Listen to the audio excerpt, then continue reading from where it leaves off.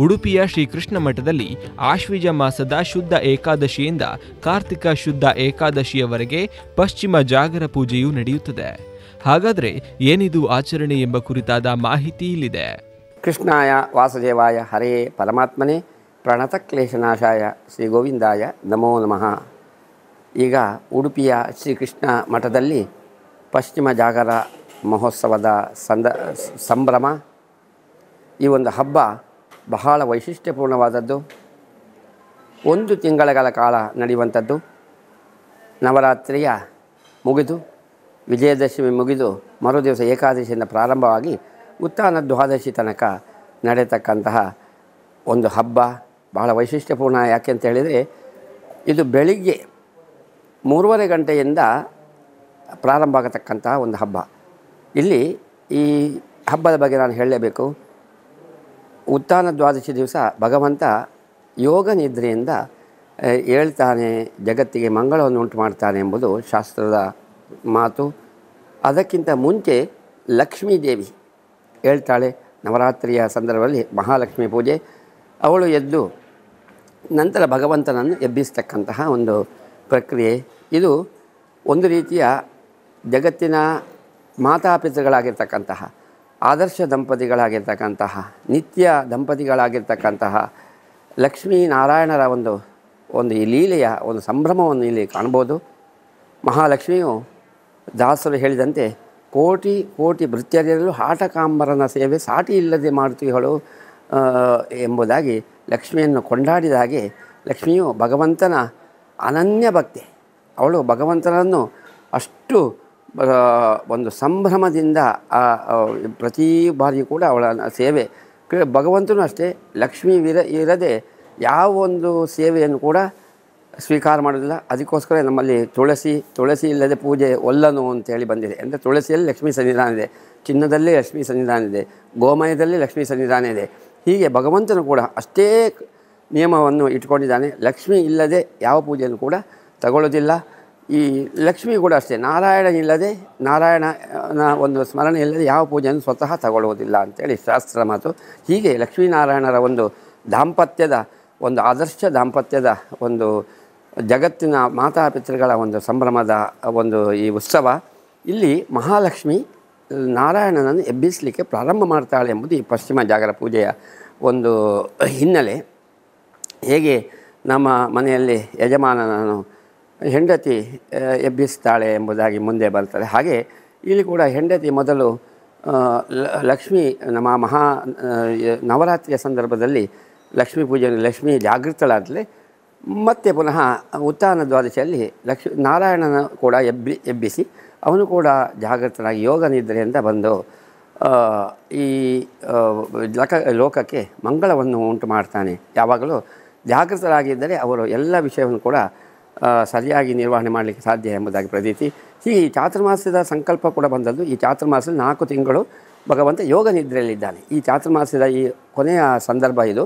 ಉತ್ಥಾನ ದ್ವಾದಶಿಯಲ್ಲಿ ಶಯನಿ ಸಪ್ತಮುದ್ರಾಧಾರಣ ಆ ದಿವಸ ಏಕಾದಶಿ ದಿವಸ ವ್ರತ ತಗೊಂಡ್ರೆ ಉತ್ಥಾನ ದ್ವಾದಶಿ ದಿವಸ ಆ ವ್ರತವನ್ನು ಸಮಾಪನೆ ಮಾಡ್ತಕ್ಕಂತಹ ಒಂದು ಸಂಪ್ರದಾಯ, ಒಂದು ಆಚಾರ ಎಲ್ಲ ಗುರು ಪರಂಪರೆಗಳಲ್ಲಿ ಇದೆ. ಹಾಗಾಗಿ ಈ ಉತ್ಥಾನ ದ್ವಾದಶಿಯಲ್ಲಿ ಭಗವಂತ ಹೇಳೋದು ಅದಕ್ಕಿಂತ ಮುಂಚೆ 1 ತಿಂಗಳಲ್ಲಿ ನವರಾತ್ರಿಯಿಂದ ಉತ್ಥಾನ ದ್ವಾದಶಿ ಬರತಕ್ಕಂಥ ಸಂದರ್ಭದಲ್ಲಿ ಈ ಪಶ್ಚಿಮ ಜಾಗರ ಪೂಜೆ ನಡೆದರೆ ಉಡುಪಿಯಲ್ಲಿ ಅಂತೂ ಶ್ರೀಕೃಷ್ಣನ ಒಂದು ನಾಡಿನಲ್ಲಿ ಬಹಳ ಸಂಭ್ರಮದಿಂದ ನಡೀತದೆ. ಇಲ್ಲಿ ಮೊದಲು ಮಧುರವಾದ ವಾದ್ಯಗಳಿಂದ ಭಗವಂತನನ್ನು ಎಬ್ಬಿಸುವಂಥದ್ದು ಒಂದು ಪ್ರಕ್ರಿಯೆ ನಡೀತದೆ. ಅದು ನಿಬೀದ ಕೊಳಲಾಗಲಿ, ಶಂಖ ಆಗಲಿ, ಬೇರಿ ಆಗಲಿ, ಇನ್ನು ಸ್ಯಾಕ್ಸಫೋನ್ ಆಗಲಿ, ಸೂರ್ಯವಾದ್ಯ. ಇಲ್ಲಿ ನಾನು ಹೇಳಲೇಬೇಕು, ಇದು ಇಲ್ಲಿ ಮಾತ್ರ ನೋಡಲಿಕ್ಕೆ ಸಾಧ್ಯ ಇರುವಂಥದ್ದು. ತಲೆಯ ಮೇಲೆ ಒಂದು ತಮಟೆ ಆಕಾರದ ಒಂದು ಚರ್ಮವಾದ್ಯವನ್ನು ಧರಿಸಿ ಅದನ್ನು ಮೇಲಿಂದ ಅವರು ಕ್ರಮಬದ್ಧವಾಗಿ ಬಾರಿಸ್ತಾರೆ. ಅದು ಸೂರ್ಯವಾದ್ಯ ಅಂತ. ಅದು ಸೂರ್ಯವಾದ್ಯ ಉಡುಪಿಯಲ್ಲಿ ಮಾತ್ರ ನಿಮಗೆ ನೋಡಲಿಕ್ಕೆ ಸಾಧ್ಯ. ಮತ್ತು ಆ ಸೂರ್ಯವಾದ್ಯವು ಕೂಡ ಪಶ್ಚಿಮ ಜಾಗರ ಪೂಜೆಯ ಸಂದರ್ಭದಲ್ಲಿ ಮಾತ್ರ ಅದನ್ನು ಶಿರಸ್ಸಿನಲ್ಲಿ ಧಾರಣೆ ಮಾಡಿ ನುರಿತ ಕಲಾಕಾರರು ಅದನ್ನು ಬಾರಿಸುವಂತಹ ಒಂದು ವೈಶಿಷ್ಟ್ಯಪೂರ್ಣವಾದ ಒಂದು ನಾದೋತ್ಸವವನ್ನು ನಾವು ಇಲ್ಲಿ ನೋಡಬಹುದು.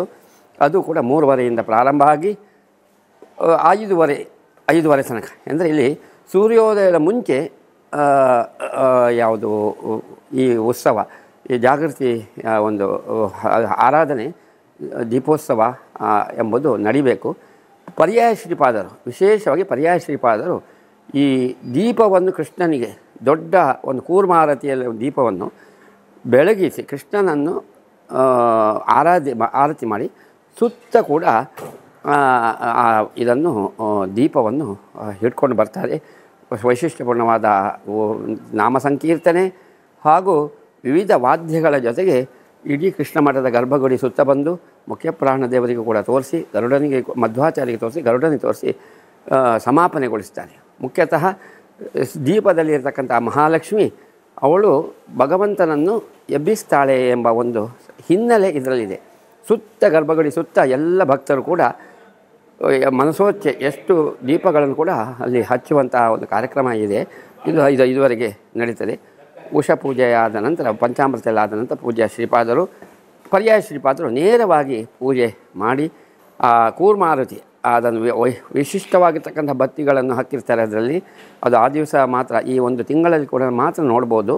ಅಂತಹ ಒಂದು ಮಹಾದೀಪವನ್ನು ದೇವರಿಗೆ ಬೆಳಗಿಸಿ ಸುತ್ತ, ಅಂದರೆ ಈ ಜಾಗೃತಿ, ಈ ದೀಪ ಅಂತ ಹೇಳಿದರೆ ನಮ್ಮಲ್ಲಿ ದೀಪ ಬೆಳಗುವುದು ಅಂತ ಹೇಳಿದರೆ ಎಚ್ಚರ ಆಗೋದು ಅಂತ ಲೆಕ್ಕ. ದೀಪ ಆರಿಸುವುದು ಅಂತ ಹೇಳಿದರೆ ಅದು ಕತ್ತಲಾಗೋದು. ಕತ್ತಲು ಅಂದರೆ ಅಜ್ಞಾನದ ಸಂಕೇತ, ದೀಪ ಅಂದರೆ ಜ್ಞಾನ ಸಂಕೇತ. ಈ ಪ್ರಬೋಧ ಅಂತ ಹೇಳಿದರೆ ನಮಗೆ ಎಚ್ಚರ ಅಂತ ಹೇಳಿದ್ರೇನು, ನಮಗೆ ಜ್ಞಾನ ಬರುವಂಥದ್ದು.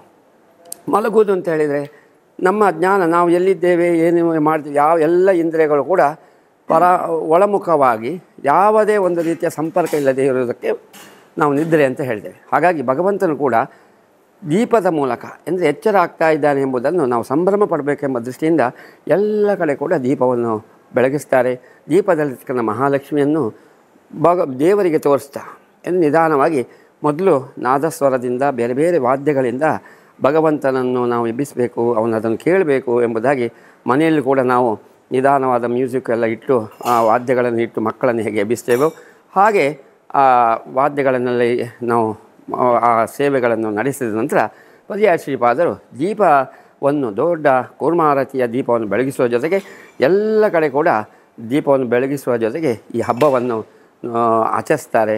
ಪಶ್ಚಿಮ ಜಾಗರ ಪೂಜೆ ಅಂದರೆ ಈ ಎಲ್ಲ ರಾತ್ರಿಯಿಂದ ಕೊನೆಯ ಹಂತದಲ್ಲಿ, ರಾತ್ರಿ ಮುಗಿದು ಬೆಳಗಾಗುವ ಈ ಒಂದು ಸಂಧಿ ಏನು ಕಾಲ ಇದೆ, ಆ ಕಾಲದಲ್ಲಿ ಆ ದೀಪವನ್ನು ಬೆಳಗಿಸಬೇಕು, ಭಗವಂತನಿಗೆ ಅರ್ಪಣೆ ಮಾಡಬೇಕು ಎಂಬುದು ಹಿನ್ನೆಲೆ ಶಾಸ್ತ್ರಗಳಿದೆ.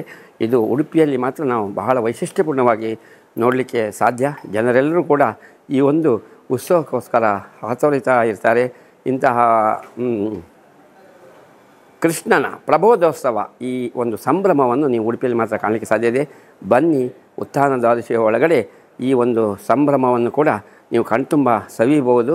ಮಾತ್ರ ನೀವು ಬೆಳಗ್ಗೆ ಬೇಗನೆ ಬರಬೇಕಾಗುತ್ತೆ. 4 ಗಂಟೆಗೆ ಇಲ್ಲಿ ಇರಬೇಕಾಗುತ್ತೆ. ಎಲ್ಲ ಬ್ರಾಹ್ಮಿ ಮುಹೂರ್ತದಲ್ಲಿ ನಡೀತಕ್ಕಂತಹ ಈ ಕಾರ್ಯಕ್ರಮ, ಈ ಉತ್ಸವವನ್ನು ನೀವೆಲ್ಲರೂ ಕೂಡ ಕಣ್ತುಂಬಿಸಿಕೊಳ್ಬೇಕು. ಲಕ್ಷ್ಮೀನಾರಾಯಣರ ಭಗವಂತನನ್ನು ಎಬ್ಬಿಸುವುದು ಹೇಗೆ ಎಂಬುದನ್ನು ಶಾಸ್ತ್ರೀಯ ರೀತಿಯಲ್ಲಿ ಮಾಡತಕ್ಕಂತಹ ಒಂದು ಉತ್ಸವ. ಪಶ್ಚಿಮ ಜಾಗರ ಅಂತ ಹೇಳಿದರೆ ಎಬ್ಬಿಸುವುದು ಅಂತ ಹೇಳಿರುತ್ತೆ. ಜಾಗರೂಕರಾಗಿದ್ದಾರೆ ಅಂತ ಹೇಳಿದರೆ ನಾವು ಎಚ್ಚರವಾಗಿದ್ದಾರೆ ಅಂತೇಳಿ. ಪಶ್ಚಿಮದಲ್ಲಿ ಜಾಗರ ಅಂದರೆ ಕೊನೆಯ ಹಂತದಲ್ಲಿ ಭಗವಂತನನ್ನು ಎಬ್ಬಿಸ್ತಕ್ಕಂಥ ಕಾರ್ಯಕ್ರಮ. ಉತ್ಥಾನ ದ್ವಾದಶಿಯಲ್ಲಿ 1,00,000 ದೀಪಗಳನ್ನು ಕೂಡ ರಥಬೀದಿ ಪೂರ್ತಿ ಮಾಡಿ ಉತ್ಸವದಲ್ಲಿ ಭಗವಂತ ಹೇಳ್ತಾನೆ, ಎದ್ದು ಅವನ ಉತ್ಸವವನ್ನು ನೋಡ್ತಕ್ಕಂಥ ಕ್ರಮ ಕೂಡ ಇದೆ. ಅದು ಕೂಡ 4-5 ದಿನಗಳ ಕಾಲ ಇಡೀ ರಥಬೀದಿಯಲ್ಲಿ ದೀಪವನ್ನು ಹಚ್ಚಿಸುವ ಮೂಲಕ 1,00,000 ದೀಪದ ಒಂದು ಸಂಭ್ರಮವನ್ನು ಕೂಡ ಇಲ್ಲಿ ಆಚರಣೆ ಮಾಡ್ತಾರೆ. ಹೀಗೆ ಉತ್ಸವ ಬ್ರಹ್ಮ ಅಂತೇಳಿ ಕರೆಸಿದೆ. ಪ್ರತಿನಿತ್ಯವೂ ನಿತ್ಯೋತ್ಸವ. ಇಂತಹ ಉಡುಪಿಯ ಬಾಲಕೃಷ್ಣನಿಗೆ ನಿತ್ಯೋತ್ಸವ. ಹಾಗಾಗಿ ನಿತ್ಯ ಅನ್ನಬ್ರಹ್ಮ, ನಿತ್ಯ ಅನ್ನದಾನ, ನಿತ್ಯ ಸೇವೆಗಳು, ಹೀಗೆ ನಿರಂತರ ಈ ಶ್ರೀಕೃಷ್ಣ ಮಠ ಎಂಬುದು ಸಾಂಸ್ಕೃತಿಕ ಮತ್ತು ಆಧ್ಯಾತ್ಮಿಕವಾಗಿ ಯಾವಾಗಲೂ ಕೂಡ ಚಟುವಟಿಕೆಯಲ್ಲಿ ಇರುವಂತಹ ಒಂದು ಸಂದರ್ಭ ಇಲ್ಲಿ ಮಾತ್ರ ನೀವು ಕಾಣಲಿಕ್ಕೆ ಸಾಧ್ಯ. ಬನ್ನಿ, ಉಡುಪಿಯ ಶ್ರೀಕೃಷ್ಣನ ಕ್ಷೇತ್ರಕ್ಕೆ ಬನ್ನಿ, ಕೃಷ್ಣನ ಪರಮಾನುಗ್ರಹಕ್ಕೆ ಪಾತ್ರರಾಗಿರಿ ಅಂತೇಳಿ ಕೇಳ್ಕೊಳ್ತೇನೆ. ಶ್ರೀಕೃಷ್ಣ ಅರ್ಪಣಮಸ್ತು.